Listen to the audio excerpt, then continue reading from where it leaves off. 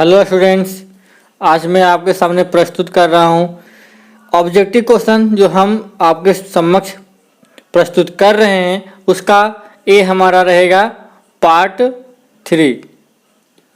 ये हमारा पार्ट 3 है और इससे पहले मैंने पार्ट 1 और पार्ट 2 बनाया है।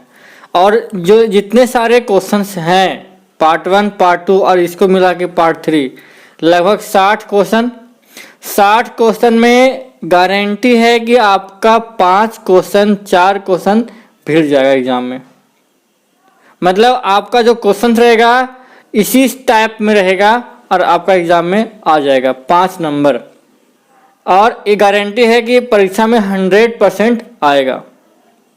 ठीक है, चलिए क्वेश्चन की ओर बढ़ते हैं।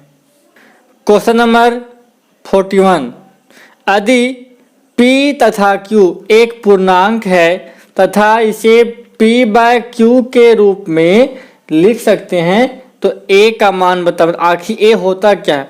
तो A मान लो कोई नंबर है और इस नंबर को यदि हम P बाय Q के रूप में लिख रहे हैं तो बताओ A कौन सी संख्या होगी बाबू?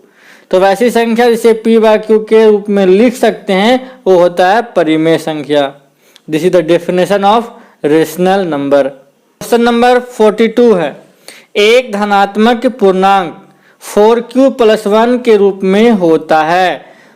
किस रूप में होता है? 4q + 1 के रूप में होता है। तो बताओ ये कौन सी संख्या है? परिमेय संख्या है, अपरिमेय संख्या है, सम संख्या है या विषम संख्या है? तो यह कौन सी संख्या होगी? विषम संख्या होगी। ठीक है। क्वेश्चन नंबर आपके सामने 43, धनात्मक विषम पूर्णांक किस रूप में नहीं होता है? ठीक है, तो 6q + 1 के रूप में होता है, यही नहीं होता है। 6q + 2 के रूप में नहीं होता है, ये होता है, ये होता है। तो आपका आंसर 6q + 2a आपका क्या हो जाएगा? सही हो जाएगा। क्वेश्चन नंबर 44, अभाज्य गुणनखंड जो दिया गया है इसका मान कितना होगा? यही पूछ रहा है। तो गुना करो, 3 × 9, 9 दूनी 18, दूनी 36, 36 दूनी 72, दूनी 144। कौन सा होगा जी? Option number 3। क्वेश्चन नंबर 45, 225 का अभाज्य गुणनखंड ज्ञात करें। तो 225 का अभाज्य गुणनखंड कितना होता है? देखो 5 से जाएगा, 5 चौके 20 और 25 25, 5 से 5 9 45, 3 से 3 3 9, 5 × 5 × 3 × 3 कहाँ है? 5 × 5 × 3 × 3 ये वाला। ठीक है। कारक 46, 7√5 एक संख्या है, अपरिमेय, परिमेय, सम, विषम। सिंपल सा बात है, अपरिमेय संख्या है। अब बोले सर इस क्वेश्चन को बता रहे हैं, एग्जाम में नहीं आएगा। क्वेश्चन सेम रहेगा, सिर्फ डिजिट चेंज रहेगा बस। क्वेश्चन सेम, सिर्फ डिजिट चेंज हो सकता है बस। तरीका वही रहेगा, पैटर्न वही रहेगा। क्वेश्चन नंबर 47, 18 और 72 का HCF बताओ। इसमें कॉमन क्या मिलेगा? 18 × 1 18 × 72, मतलब दोनों में 18 कॉमन मिल रहा है। मतलब आपका जो सही ऑप्शन होगा 18 हो जाएगा। क्वेश्चन नंबर 48, दो धनात्मक पूर्णांक A और B के लिए HCF × LCM बराबर कब होगा? तो जब HCF का मान 1 और LCM का मान भी 1 होगा तब ये 1 के बराबर हो जाएगा। ठीक है, तो इसका सही ऑप्शन क्या हो जाएगा? 1। ठीक है। 49, निम्न में कौन से युग्म सहभाज्य हैं? सहभाज्य का मतलब वैसी दो संख्याएं जिसका HCF कितना होता है? 1 होता है। देखो 13 चौके 52 इसका नहीं होगा, 21 चौक 84 नहीं होगा, 2 और 3 का HCF हाँ इसका हो सकता है, 5 चौक 20 इसका नहीं होगा। मतलब 2 और 3 इसका सही जवाब होगा क्योंकि 2 और 3 का HCF कितना निकलेगा? 1 निकलेगा। क्वेश्चन नंबर 50, दो संख्याओं का LCM और HCF दिया हुआ है 162 और 27 और पहली संख्या 54, तो दूसरी संख्या निकालना है। देखो 162 × 27 बटा में 54, 27 से 27 दूनी 54, 2 से 2 8 16, 2 एकम 2, 81। This is the right answer. Question number 51 निम्न में परिमेय संख्या बताना है परिमेय संख्या।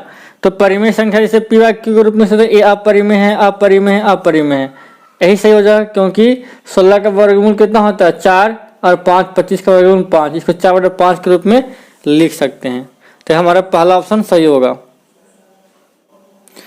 कह रहा है क्या 52 निम्न में परिमेय संख्या नहीं है, वो पूछ रहा है निम्न में परिमेय संख्या नहीं है। तो 16 तो है, 2 दूनी 4 ये होगा, ये 5 2 7 ये होगा, ये नहीं होगा। This is the right answer. ठीक है।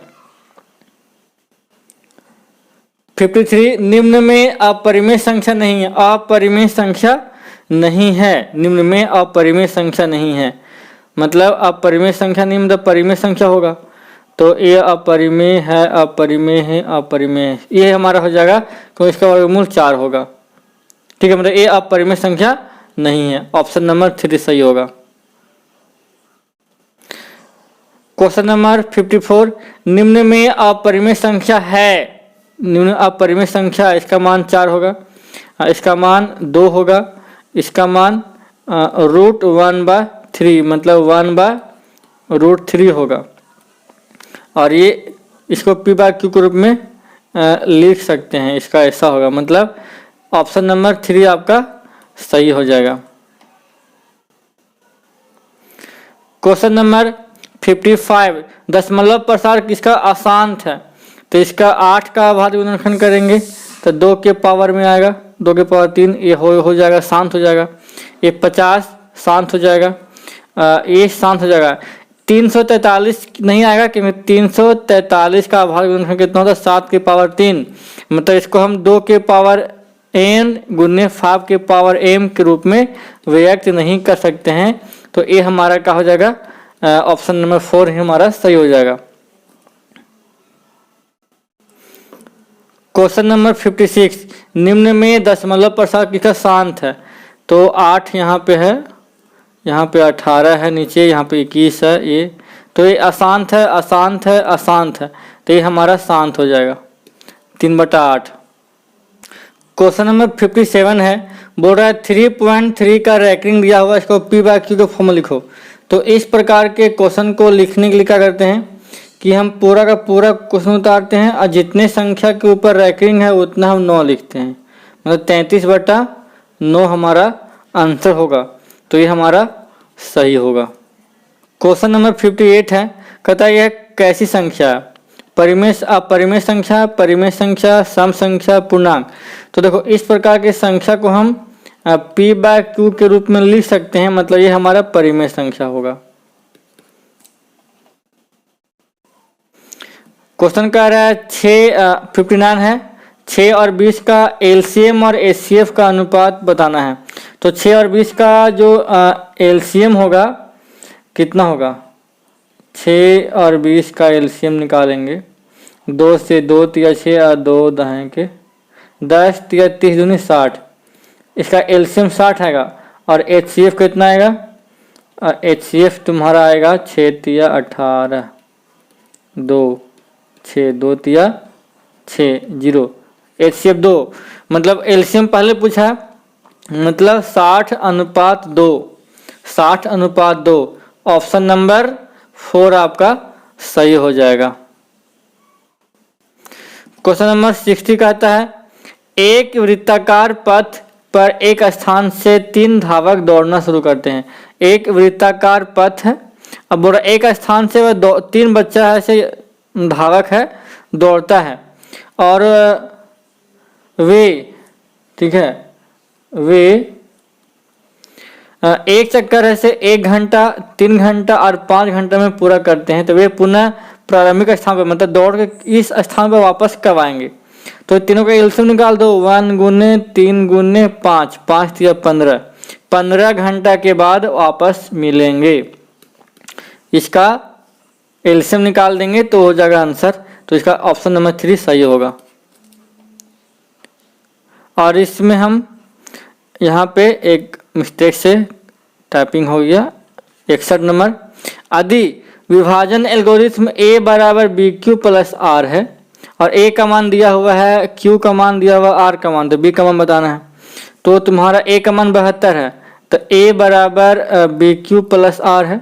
a का मान तुम्हारा 72 बराबर b गुने q का मान 8 प्लस में 0, तो b बराबर 72/8, 8 9 72, 9। इसका सही ऑप्शन क्या होगा? 9 होगा, मतलब तीसरा नंबर सही होगा। यहाँ पे 62 नंबर, प्रत्येक भाज्य संख्याओं का गुणनखंड अभाज्य गुणनखंडों के क्रम के बिना क्या होता है? अनेक होता है, दो होता है, अद्वितीय, सभी अद्वितीय होता है। आप ये थ्योरम में पढ़े होंगे कि जब कोई संख्या का गुणनखंड अभाज्य गुणनखंडों के क्रम के बिना अद्वितीय होता है, ये स्टेटमेंट है। ठीक है, तो अद्वितीय इसका सही ऑप्शन होगा। आई होप कि वीडियो अच्छा लगा होगा और समझ में भी आया होगा। उम्मीद करता हूँ कि आपके एग्जाम के व्यू से इम्पोर्टेंट साबित होंगे। तो फिर मिलेंगे नए वीडियो में, तब तक के लिए धन्यवाद। जय हिंद।